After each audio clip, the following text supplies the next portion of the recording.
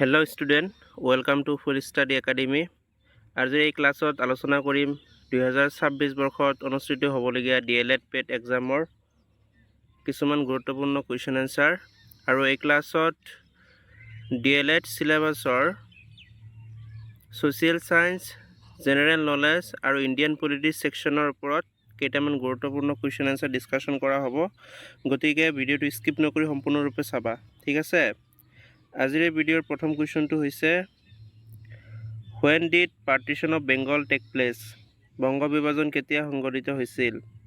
Option A দিয়া আছে 15th October 1905, option B দিয়া আছে 16th অক্টোবৰ 1905, অপশ্যন চি দিয়া আছে 17th অক্টোবৰ 1905 আৰু অপশ্যন ডি দিয়া আছে 18th অক্টোবৰ 1905। এই কুৱেশ্যনটোৰ শুদ্ধ উত্তৰ হ'ব অপশ্যন বি 16th অক্টোবৰ 1905, অৰ্থাৎ বংগ বিভাজন সংঘটিত হৈছিল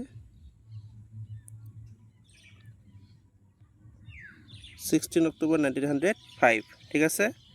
next question is how many total number of seats in Rajya Sabha? ৰাজ্যসভাৰ মুঠ আসনৰ সংখ্যা কিমান? অপশ্যন ডি দিয়া আছে 240, অপশ্যন এ দিয়া আছে 240, অপশ্যন বি দিয়া আছে 245, অপশ্যন চি দিয়া আছে 250, অপশ্যন ডি দিয়া আছে 255। এই কুৱেশ্যনটোৰ শুদ্ধ উত্তৰ হ'ব option B 245। Next question is blue revolution is associated with which of the following? নীলা বিপ্লৱ তলৰ কোনটোৰ সৈতে জড়িত? অপশ্যন এ দিয়া আছে মিল্ক প্ৰডাকশ্যন, অপশ্যন বি দিয়া আছে ফিছ প্ৰডাকশ্যন, অপশ্যন চি দিয়া আছে এগ্ৰিকালচাৰ প্ৰডাকশ্যন, অপশ্যন ডি দিয়া আছে নান অফ দ্য এবভ। এই কুৱেশ্যনটোৰ শুদ্ধ উত্তৰ হৈছে অপশ্যন বি ফিছ প্ৰডাকশ্যন, অৰ্থাৎ নীলা বিপ্লৱ ফিছ প্ৰডাকশ্যনৰ সৈতে জড়িত। ঠিক তেনেদৰে তোমালোকে চাই ল'বা মিল্ক প্ৰডাকশ্যনটো হৈছে হোৱাইট ৰিভলিউশ্যনৰ সৈতে জড়িত, হোৱাইট ৰিভলিউশ্যন, আৰু এগ্ৰিকালচাৰ প্ৰডাকশ্যনটো হৈছে গ্ৰীণ ৰিভলিউশ্যনৰ সৈতে জড়িত, ঠিক আছে। নেক্সট কুৱেশ্যন ইজ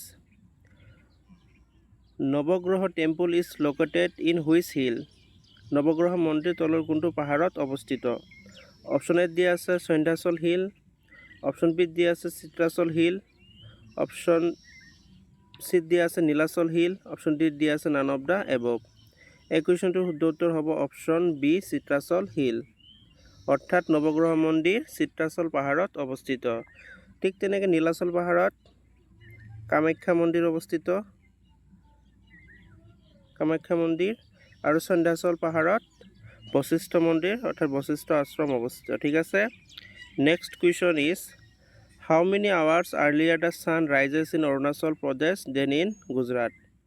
গুজৰাটতকৈ কিমান ঘণ্টা আগতে অৰুণাচল প্ৰদেশত সূৰ্য উদয় হয়?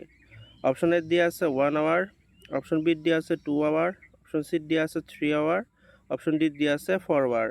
এই কুৱেশ্যনটোৰ শুদ্ধ উত্তৰ হ'ব অপশ্যন বি 2 আৱাৰ, অৰ্থাৎ গুজৰাটতকৈ 2 ঘণ্টা আগতে অৰুণাচল প্ৰদেশত সূৰ্য উদয় হয়, ঠিক আছে। Next question is which amendment of the constitution recognise primary education as a fundamental rights? সংবিধানৰ কোনটো সংশোধনীয়ে প্ৰাথমিক শিক্ষাক মৌলিক অধিকাৰ হিচাপে স্বীকৃতি দিছিল? অপশ্যন এ দিয়া আছে 69th, অপশ্যন বি দিয়া আছে 44th, অপশ্যন চি দিয়া আছে 86th, অপশ্যন ডি দিয়া আছে 42th। এই কুৱেশ্যনটোৰ শুদ্ধ উত্তৰ হ'ব অপশ্যন চি 86th এমেণ্ডমেণ্ট, ঠিক আছে। Next question is which of the following products R associated with Agmark?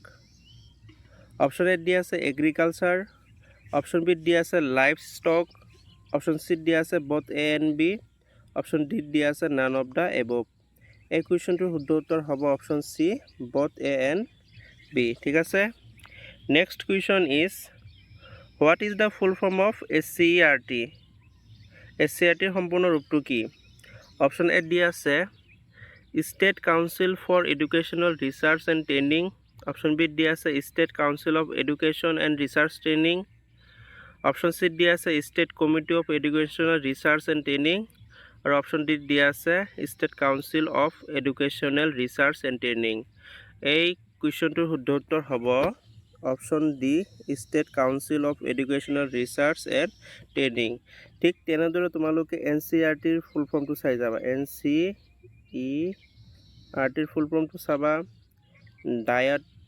ডায়েটৰ ফুল ফৰ্মটো চাবা আৰু ডিএলএডৰ ফুল ফৰ্মটো চাই যাবা ঠিক আছে next question is which city known as city of 7 hills option এত দিয়া আছে ৰোম অপশ্যন বিত দিয়া আছে নিউয়ৰ্ক অপশ্যন চিত দিয়া আছে লণ্ডন অপশ্যন ডিত দিয়া আছে পেৰিছ এই কুৱেশ্যনটোৰ শুদ্ধ উত্তৰ হ'ব option A Rome next question is in which year Phulaguri Dhawa take place Phulaguri Dhawa কিমান চনত সংঘটিত হৈছিল অপশ্যন এত দিয়া আছে 1860 অপশ্যন বিত দিয়া আছে 1861 অপশ্যন চিত দিয়া আছে 1863 অপশ্যন ডিত দিয়া আছে 1894 এই কুৱেশ্যনটোৰ শুদ্ধ উত্তৰ হৈছে অপশ্যন বি 1861 অৰ্থাৎ ফুলগুৰি ধাৱা সংঘটিত হৈছিল 1861 আৰু এইটোৱে আছিল প্ৰথম কৃষক বিদ্ৰোহ ঠিক আছে এনেকুৱা ধৰণৰ নতুন নতুন ভিডিঅ' পাবলৈ চেনেলটো ছাবস্ক্ৰাইব কৰি ৰাখিবা ধন্যবাদ